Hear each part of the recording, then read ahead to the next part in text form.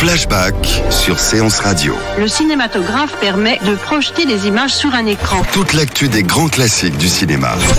Bientôt, les films vont être sonorisés. Flashback avec Antoine Cyr et Antoine Julien. Je ne sais pas si vous vous rendez compte de l'aspect grandiose du mélange. Our first full-length motion picture feature in color opens a whole new world of thrill. Flashback sur Séance Radio. Ça, c'est le cinéma.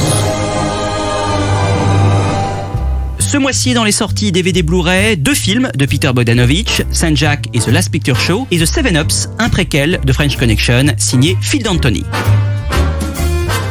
Dans cette partie DVD Blu-ray, nous débutons avec 2 films réalisés par Peter Bogdanovich, édités chez Carlotta Film. Saint Jack, réalisé en 1979, et The Last Picture Show, la dernière séance, plus connue sous le titre français La dernière séance, réalisée en 1971. Saint Jack, surtout, avec Ben Gazzara, Damon Elliott et George Lazenby, donc réalisé en 1979. Nous sommes dans les années 70. Jack Flowers, joué par Ben Gazzara, ouvre un bordel à Singapour où il espère faire fortune, et son ami, le comptable William Lee, joué par Damon Elliott, le Marcus Brody d'Indiana Jones, pour ceux qui ne s'en souviendraient pas, le soutient dans son entreprise. Toutefois, Jack doit faire face à la pègre locale, hostile à son activité, et la réalité de la guerre du Vietnam intervient dans son quotidien quand la CIA lui propose d'ouvrir un bordel spécialement destiné aux soldats en permission. Le film est adapté du roman de Paul Theroux, Orson Welles, nous y revenons, recommanda au cinéaste. Welles, d'ailleurs, voulait un temps le réaliser avant de l'abandonner. Les droits du roman appartenaient à Playboy, qui est devenu coproducteur du film avec Roger Corman, qui avait à l'époque, des années auparavant, donné sa chance à Bogdanovich en produisant son premier film, La Cible. Les autorités de Singapour ne voulaient pas autoriser le tournage car ils n'appréciaient pas justement le roman qui dépeignait le pays comme un bordel pour soldats du Vietnam. Bogdanovich envoya alors une fausse version du scénario intitulée Jack Valet de cœur, qui n'avait rien à voir et qui donc il a un peu dupé les autorités pour tourner son film. Il rencontra Ben Gazzara sur le tournage de Opening Night de Cassavetes, dans lequel il faisait de la figuration. Il l'engagea pour le rôle et c'était parti pour 6 mois de tournage à Singapour. C'est un film charnière dans la carrière de Bogdanovich, qu'il tourna après plusieurs échecs successifs. Il s'identifia beaucoup au personnage de Ben Gazzara. C'est un film qu'il a voulu faire sur notre degré de moralité, dans lequel il a évité les clichés. C'est vrai que c'est un film très libre dans sa construction. Les dialogues ont parfois été écrits le jour et réécrits le jour même du tournage, avec l'intervention de Damon Elliott qui joue donc ce comptable et qui intervient à 3 moments clés du film. On apprécie vraiment son regard particulièrement pertinent sur un monde post-colonial qui est très finement dépeint à travers cette galerie d'anglais arrogants et désabusés. Et puis à l'image de l'interprétation de Ben Gazzara dans l'un de ses meilleurs rôles, une œuvre d'une nonchalance très séduisante.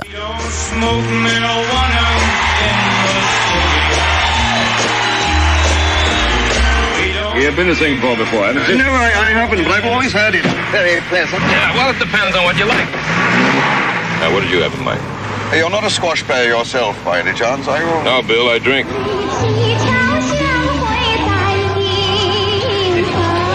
Hey, honey, what are you drinking? Hot chocolate, sonny. Women here are also attractive.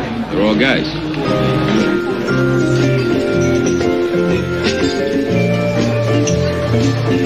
You're a bonce, aren't you? Hard to say what anyone is. Personally speaking, I can never bring myself to pay. Million people make love for so many crazy reasons. Why shouldn't money be one of them? Huh?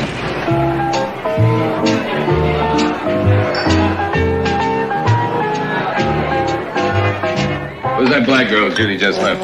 She's so beautiful. Yeah, she is. You be careful. I should forget about that house of yours, Jack. But it doesn't strike me as a very popular idea amongst the Chinese community. You too, peachy man. There ain't no use you just around you now. Now I like you, but I ain't turn you down. You Italian? Yeah, that's right. Italian. Good lover, bad husband. That's what my mother always said. They say it can't be beat. Deuxième film de Peter Bogdanovich à ressortir, c'est La dernière séance, réalisé en 1971 avec Timothy Bottoms, Sybil Shepherd et Jeff Bridges. Très beau film sur les derniers instants d'une bande d'amis encampés donc par ces jeunes acteurs très prometteurs à l'époque dans un très beau noir et blanc. Première grande reconnaissance artistique pour Peter Bogdanovich qui avait été nommé aux Oscars pour ce film, sans doute l'un de ses films les plus célèbres. La dernière séance, il en parle dans un livre qui sort avec cette double édition en DVD, un livre de Jean-Baptiste Thorey qui s'intitule Le cinéma comme élégie, des entretiens donc que Thorey a menés avec Peter Bogdanovich pendant de nombreuses années, et également avec ce livre, un documentaire, One Day Since Yesterday, Peter Bogdanovich and the Lost American Film, réalisé par Bill Take. Alors Antoine, quelques mots sur Peter Bogdanovich, qui est donc un réalisateur qui a été célèbre dans les années 70, après donc les succès de The Last Picture Show, mais aussi de La Barbe à Papa et dont se fait la valise Docteur. C'était vraiment un réalisateur célèbre à l'époque, il passait même un peu pour arrogant et prétentieux, et puis est intervenu un événement tragique dans sa vie, le meurtre de sa compagne, Dorothy Strathairn, assassinée par son mari Paul Snider pendant le montage de son film Et tout le monde riait, qui a donné lieu à un livre écrit par Bogdanovich lui-même, qui s'intitule La mise à mort de la licorne. Alors d'abord, Bogdanovich, avant d'être cinéaste, c'est en quelque sorte un peu comme Truffaut ou Godard.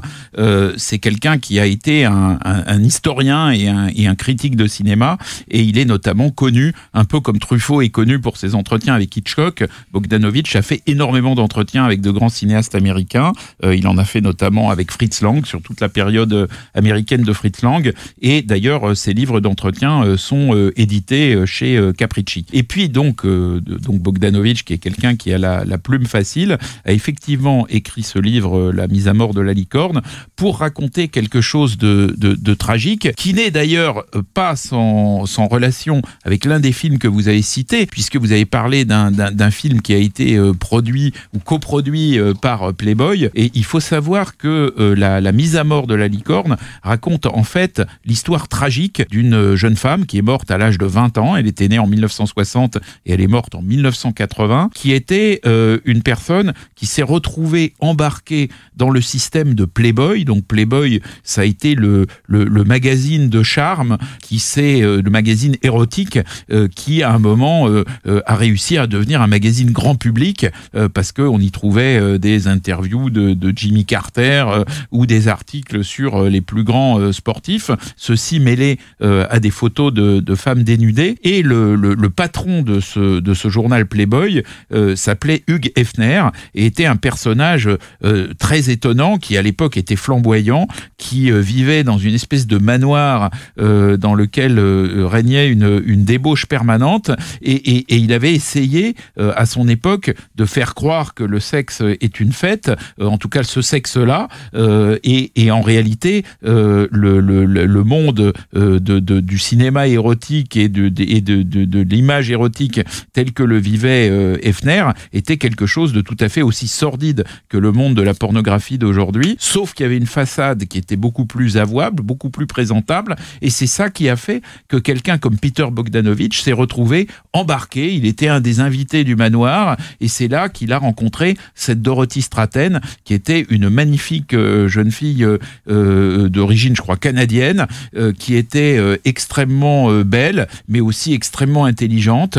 Quand elle a rencontré Bogdanovich, il a commencé à la faire lire. Ils avaient une relation qui était à la fois une relation très émoustillante, mais qui était aussi une relation très intellectuelle.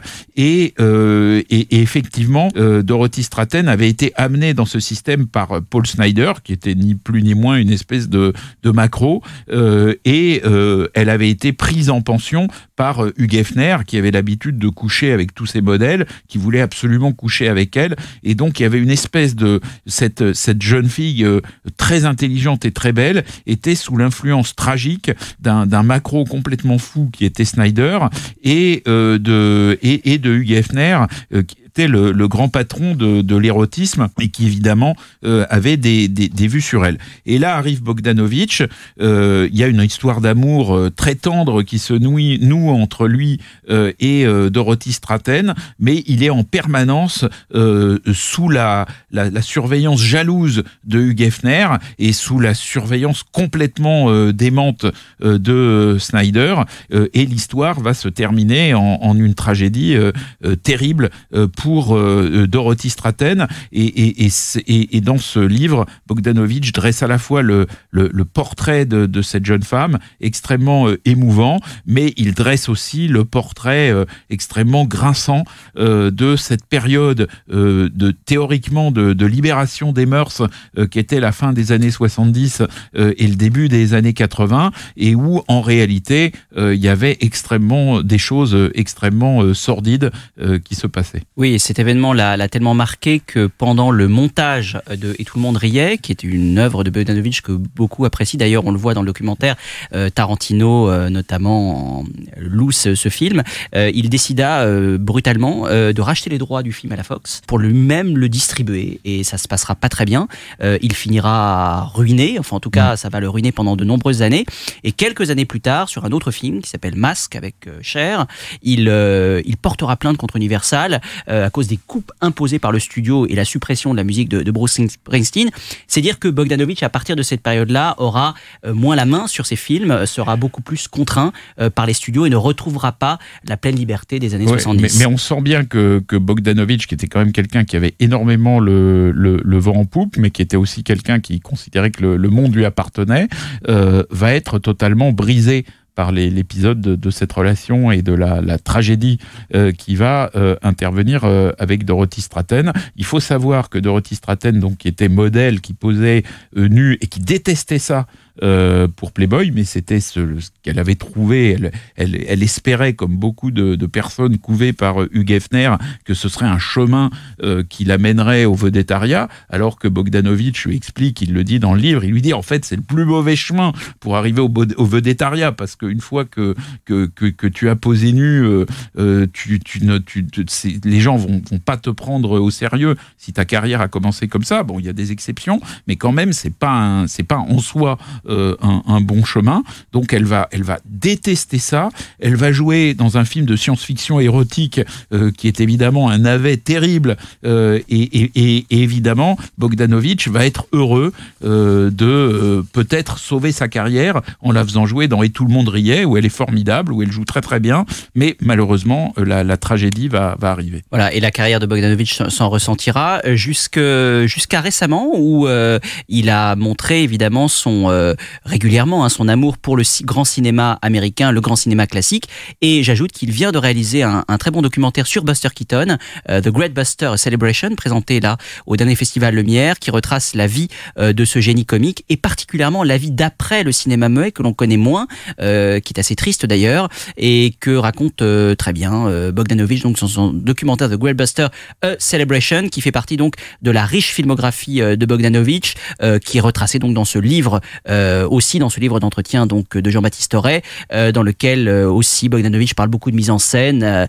avec des propos parfois un peu péremptoires, un peu terribles sur certains cinéastes, sur certains courants, sur le cinéma européen, sur le nouvel Hollywood. Il n'épargne pas grand monde, et d'ailleurs il dit cette remarque que je trouve assez cocasse, qui selon lui le cinémascope c'est bon pour filmer les serpents et les enterrements. Voilà, il y a comme ça quelques phrases un peu définitives dans le livre, mais qui est très très savoureux à lire. Donc tous ces événements, toute cette actualité autour de Peter Bogdanovich, donc c'est 2 DVD édités chez Carlotta, ce livre de Jean-Baptiste Aurey, le livre de Bogdanovich, La mise à mort de la licorne, tout cela donc est à savourer, est à dévorer sur ce cinéaste important et attachant. On termine cette partie DVD Blu-ray avec The Seven Ups de Phil D'Antoni, édité chez Wildside, réalisé en 1973 avec Roy Scheider, qui joue un flic membre d'une brigade spéciale, les Seven Ups, aux méthodes non conformistes, qui doit lutter contre de dangereux malfrats qui se mettent à rançonner les parrains de la pègre en se faisant passer pour des policiers. Le film est aussi interprété par Tony LeBianco et Richard Lynch. Le film a été connu plutôt sous le titre français Police Puissance 7, on préférera le titre original. Phil D'Antoni est à la base producteur de séries télé avant d'être le producteur de Bullitt et de French Connection. Le studio propose alors la réalisation de ce préquel. On peut dire que The Seven Up, c'est une sorte de préquel de French Connection, tourné entre le 1 de Friedkin et le 2 de Frankenheimer, reprenant le personnage donc de Sonny Grosso, joué par Roy Scheider dans le film de Friedkin, mais dont l'action se situe avant, à l'époque où Grosso était donc membre de ces Seven Ups. Pourquoi Seven Ups? Puisque c'était une brigade qui se destinait à arrêter des types qui en prenaient minimum pour 7 ans de prison. Il reprend, Phil D'Antoni, le style brut de French Connection, avec à nouveau Dan Ellis à la musique et comme cadre un New York urbain, sale et malfamé, très bien rendu. Une manière aussi typique des polars des années 70 de filmer les flics dans leur travail sans montrer leur vie privée. C'était Phil D'Antoni qui avait à l'origine insisté pour avoir une poursuite dans French Connection.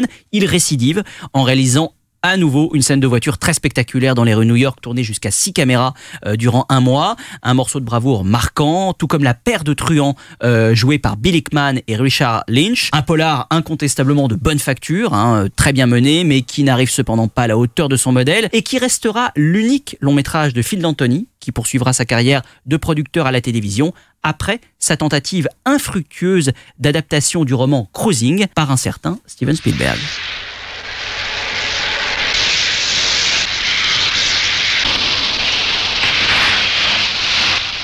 When organized crime becomes so clever that the police are forced to take desperate measures, it becomes hard to tell the cops from the killers. Quick, Bobby! Bobby, get him! Roy Scheider, in The French Connection, he helped to crack a $32 million dope ring. Now he's back, leading a new team of undercover super cops, even more ruthless than the mob they're gunning for. The 7-Ups. The dirty trick squad that even the regular police are afraid of. Who shot the policeman in your car? I'm hurt bad. Flashback sur Séance Radio. Le cinématographe permet de projeter les images sur un écran. Toute l'actu des grands classiques du cinéma. Bientôt, les films vont être sonorisés. Flashback avec Antoine Cyr et Antoine Julien. Je ne sais pas si vous vous rendez compte de l'aspect grandiose du mélange. Our first full-length motion picture feature in color opens a whole new world of thrill. Flashback sur Séance Radio. Ça, c'est le cinéma.